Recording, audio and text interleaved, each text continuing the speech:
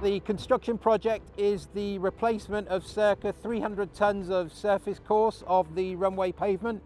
That's the top course of the runway, down to around 50 millimetres deep, normally asphalt taken out and replaced with asphalt.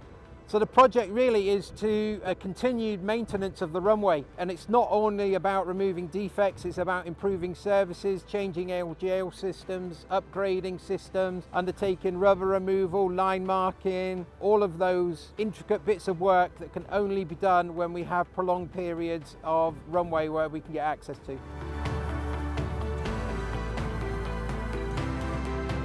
The project impacts massively on the operations. We shut the airport for 6 shifts during November and then again in March.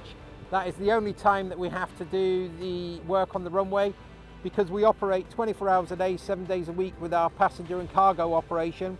Thus, the time on the runway is short. So the closure is a 6-hour window. It's from midnight through till 6 a.m.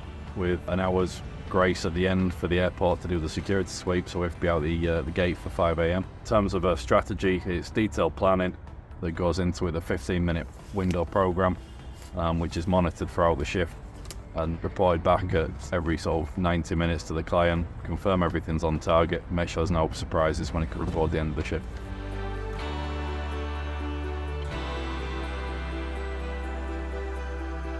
The relationship was really reborn for East Midlands at that point, and we worked together to provide the airport with the best possible service that we can, value for money based in terms of pavement and improvements. We have regular monthly inspections of the runway surface, along with the airport and their design partner ACOM.